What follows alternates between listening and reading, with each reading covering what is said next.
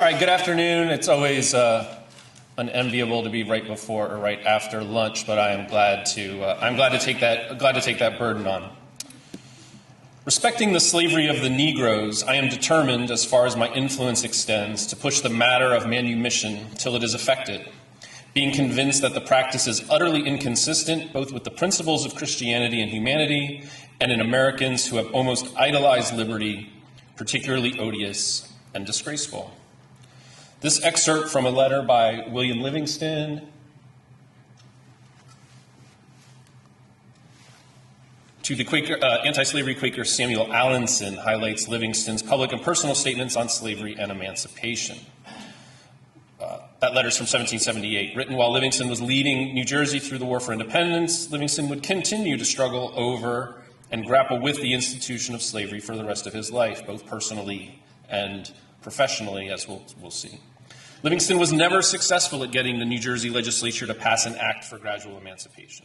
The Garden State would be the last northern state to pass such a law, only in 1804. And I know that we constantly remark that our students are not aware that there was an institution of slavery or slavery at all in New Jersey frequently. At the national level, Livingston did advocate for several anti-slavery policies that would be included in the U.S. Constitution. Livingston's record with regard to slavery in his personal life and estate would be similarly mixed. While he would become a member of the New York Anti-Slavery Society and seemingly manumitted all of those persons over whom he claimed ownership, he, and even more so his family, would continue to benefit from enslaved labor for the rest of his life and well into the 19th century. While Livingston's personal and professional papers are not especially well organized, they are numerous and they are available. And so we can use Livingston's rich record to provide a deeper insight into the institution of slavery in the mid-Atlantic. These rich archival resources enable us to go beyond a traditional history of a founding father and to access all of the men and women, white and black, who inhabited William Livingston's world. And you heard my colleague Elizabeth Hyde talk about the William Livingston's World project that we co-led at Kean University, and I'll be drawing on that work in this presentation as well. So when we examine it in this way, Livingston's world encompasses the full Livingston family, one of the most powerful and prominent in New York and New Jersey, even referenced in the HBO show The Gilded Age. It also encompasses the Kane family, namesake of my employer, and many, many more, particularly in the mid-Atlantic, but also in Massachusetts, as well as South Carolina and Georgia. And so by examining Livingston's personal and public writings on race and slavery, as well as his vast network of correspondence, we can use a, quote, founding father to access deeper ideas and practices around the concept of liberty and slavery in America's revolutionary era. You heard Beth describe William Livingston as a man of the Enlightenment, so I won't go into very much detail with regard to that, other than to say that Livingston clearly deserves to be placed in the Enlightenment tradition, even while that term is rightfully challenged, given its considerable limitations in the 18th century, particularly with regard to slavery.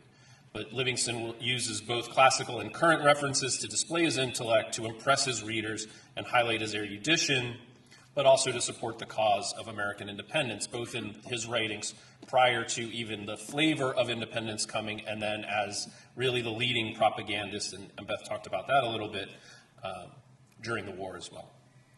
Although Livingston was not himself directly involved in the slave trade, the money that paid for his education, that provided him the connections to have a successful law practice, were rooted in the proceeds of slavery.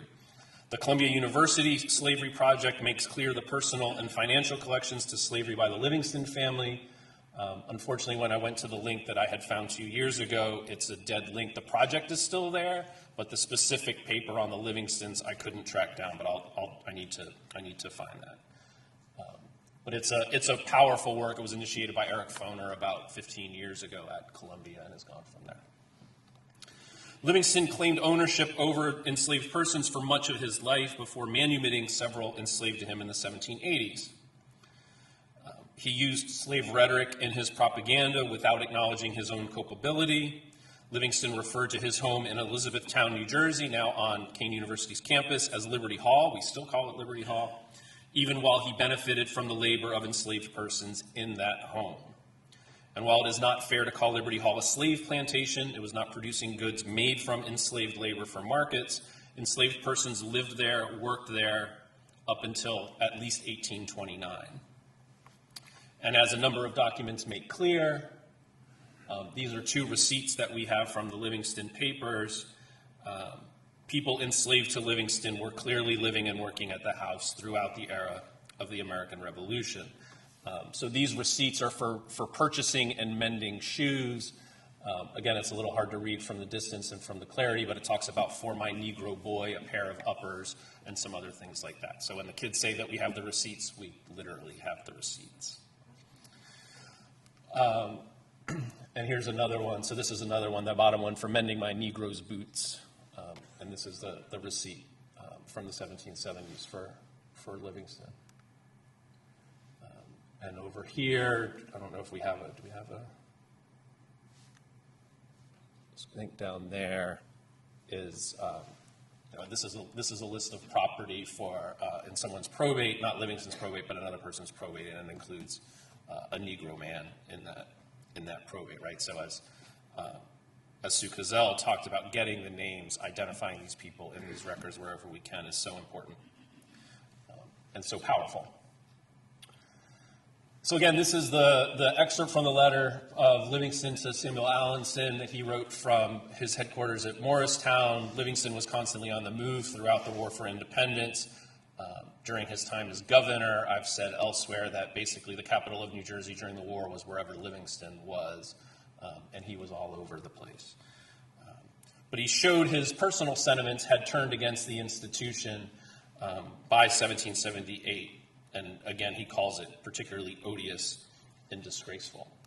And we also see his conflict about slavery in his own personal writing, right? So his letter asking to join the New York Manumission Society and his writ of manumission, which is what is reprinted here, freeing, quote, a certain Negro woman slave named Belle and her child, show that he was taking actions towards abolition, 1786 and 1787. And in this, he may have been influenced by his son-in-law, John Jay, who was one of the founders of the New York Manumission Society.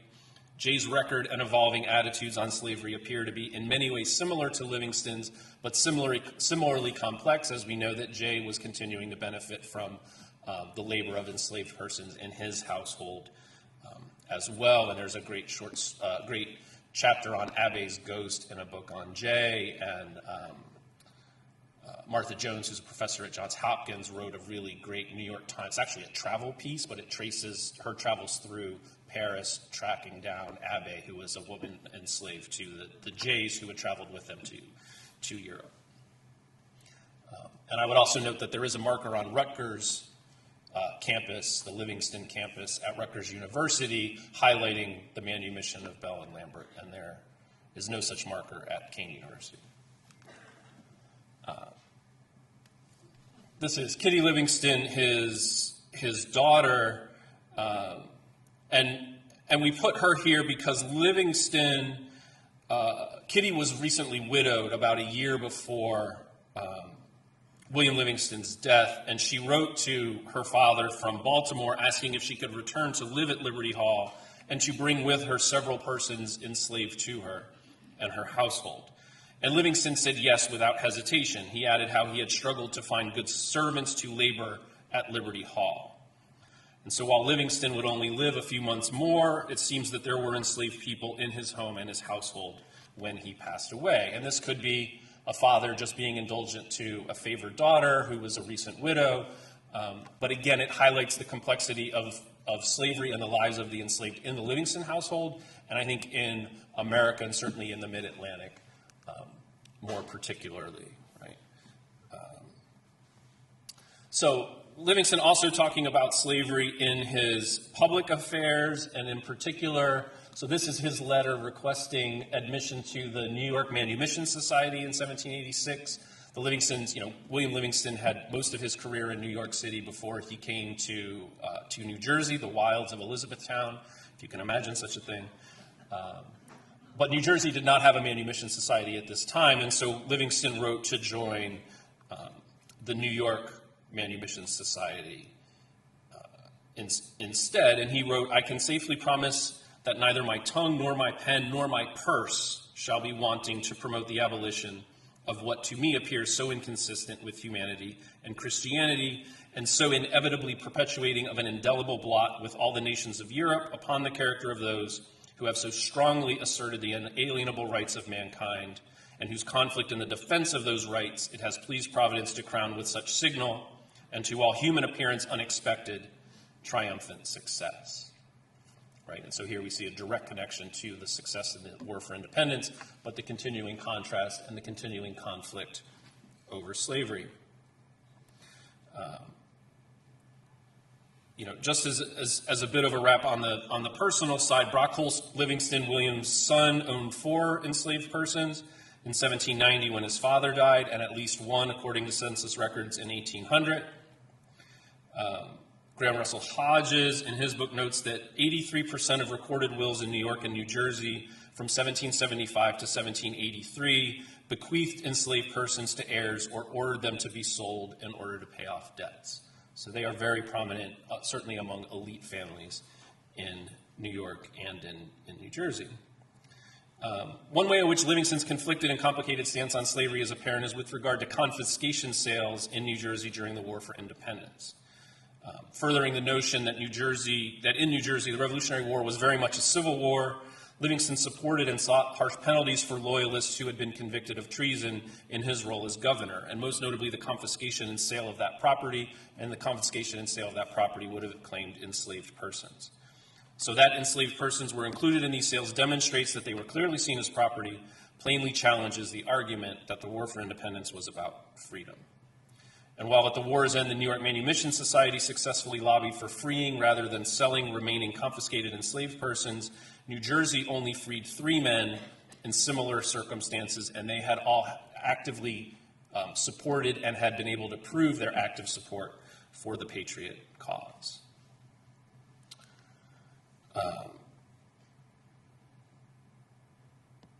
Again, this letter, so let me go back. This is the Gradual Emancipation Act that's first proposed in the 1780s.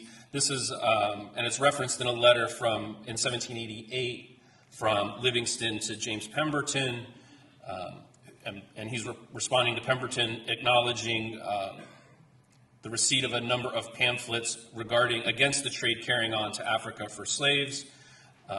And again, going into much of the same language that we've heard, that this is an abomination against Christianity. It's an abomination against an America that proclaims itself and really believes itself to be the embodiment of liberty and freedom. And yet we know that slavery is, of course, endemic across the new nation.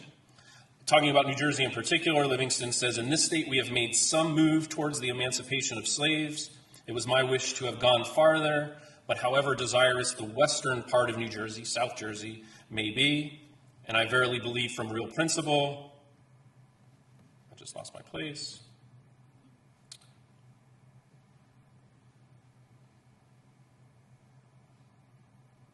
However, the western part of New Jersey, South Jersey may be, and I verily believe from real principle, to make short of the work, there are some of the northern counties whom too rapid a progress in the business would furnish with an excuse to oppose it altogether. And so here we see Livingston, the pragmatic governor, personally desiring to move more aggressively towards gradual emancipation, the abolition of slavery in New Jersey, but the larger politics prevent him from doing so. But also part of the role of a governor is to be a leader, and there were even limits to his leadership, right? Livingston did succeed in passing a ban on the direct importation of slaves from Africa into New Jersey at this time, and he would carry that argument over, and with arguably much greater impact at the national level at the Constitutional Convention. So Livingston was not one of the 5 men initially nominated to represent New Jersey at the Constitutional Convention in 1787, but he was pressed into service after others declined to attend. And in Philadelphia, Livingston was reacquainted with many of his colleagues from the Continental Congress, hearkening back a dozen years prior to American independence. According to Madison and to plenty of others, Livingston made little impression in the convention's oral debates. This is not surprising, as Livingston was considered a poor speaker by his peers and seemingly by himself. Upon first encountering him in 1774, John Adams on 2 different occasions pointed to Livingston's lack of oratory ability, noting that he was, quote, a bad speaker though a good writer, and that he was no public speaker. Another delegate said about Livingston that he was a man who, quote, never did, who never will, and who never can speak in any public assembly, but on the other hand was widely acknowledged for his skill as a writer. William Pierce, a delegate from Georgia at the convention, noted of Livingston, his writings teem with satire and a neatness of style, but he is no orator. Also known for his leadership qualities, Livingston was given the difficult task of chairing 2 of the most important committees at the convention, the one on the assumption of state debts and the one on slavery.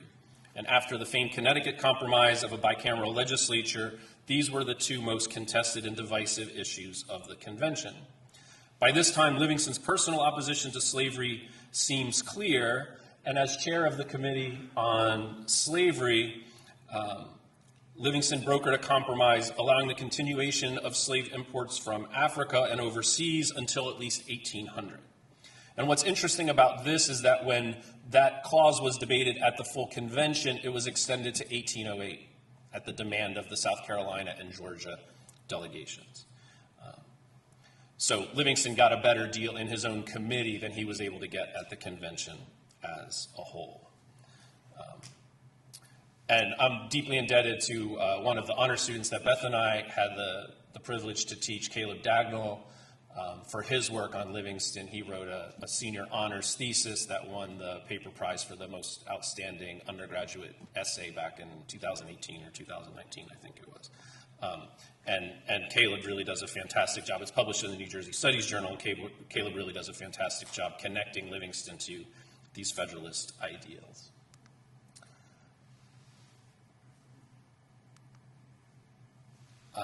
But we also see the limits of emancipation, and we see Livingston's pragmatism, right? Historians have concluded that New Jersey, was among the first to adopt the Constitution and did so swiftly so that it would be able to stop paying additional duties. Hey, wait a second, tariffs are back on goods imported through New York and Philadelphia, and without a major port to collect import duties, without Western lands to sell in order to raise revenue, New Jersey would benefit considerably by having duties in Western lands controlled by a national government rather than by the various state administrations.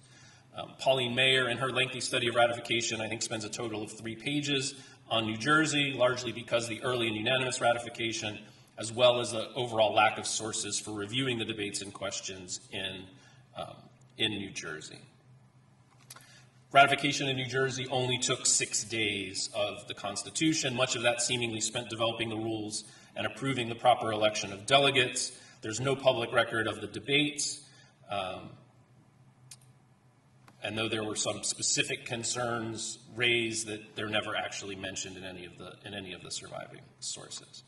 Following the state's unanimous approval of calling a convention to consider the Constitution, Livingston wrote to a colleague, Jedediah Morse, I can inform you of one fact which gives me great pleasure. It is that both branches of our legislature were unanimous in laying before the people the Constitution planned by the late convention. And he hoped that the unanimous ratification in New Jersey would help convince the neighboring states of Connecticut and New York to adopt it as well. But Livingston was far more reserved in voicing his position publicly, remaining virtually silent on the ratification process in New Jersey up until it was actually ratified, at which time Livingston wrote, I heartily congratulate you on the adoption of the Constitution proposed for the government of the United States by the Federal Convention, and it affords me great pleasure that New Jersey has the honor of so early and so unanimously agreeing to that form of national government. But even then, it would take an additional 14 years after Livingston's death in 1790 before New Jersey would pass a law for the gradual abolition of slavery, making New Jersey the last northern state to do so.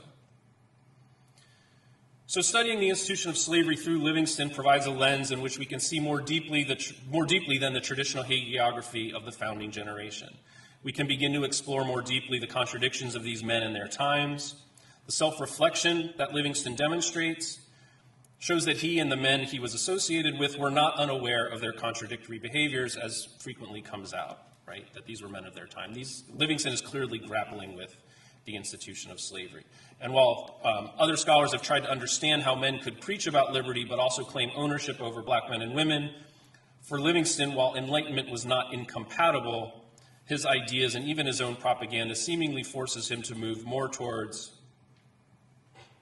manumission, if not full and outright abolition. This final document in my presentation is, to me, one of the most powerful ones in our entire collection, and it's one that I saw, I think, on my very first time into the Liberty Hall archives, which is what's contained in an ice house, and these were thrown together in different boxes. And again, the lettering is clear, but this is a document, this is the final page of a 4-page document from 1829, right? So the New Jersey law for gradual emancipation was passed in 1804, and it said that any persons enslaved that were born after 1804 would be manumitted on their 25th birthday. So 1829 would be the start of that. And enslaved persons born before 1804 did not have to be manumitted at all, although some of them were. So this is a manumission document by Susan Livingston Kane Nimsevich. So she was the widow of John Kane, the original Kane, who came to New York actually as a member of the Confederation Congress in the 1780s and marries him. John Kane dies in 1794, and Susan remarries a Polish Count, Julian Nimsevich. And this document is, again, from 1829. So we see Susan's signature here, and here we see Peter and Sarah Van Horn, and we see his mark and her mark. And so this is Sarah and Peter signing their manumission document, only able to sign it with an X. They can't read and they can't write. And the agreement is that they will be manumitted, but continue as long as they continue to provide service to Susan and to the household at Liberty Hall. They will be paid, I think it's £50 a year. But to me, this has always been a powerful document, and it's made even more powerful, and I should have had a picture of it. But we have found, I'm thinking of Jen's work, the grave sites for, at least for Peter, and we believe for Sarah as well, in the courtyard of the First Presbyterian Church in Elizabeth, New Jersey. It's in a back corner under a tree. Pastor Wanda Lundy, who's taken over First Presbyterian in Elizabeth, is doing fantastic work with enslaved people and the larger black population in Elizabeth around the time of the Revolution. But this demonstrates that even, that they were living close to Liberty Hall. Susan dies in 1833, I believe, so they outlived her at least 7 years. So thank you.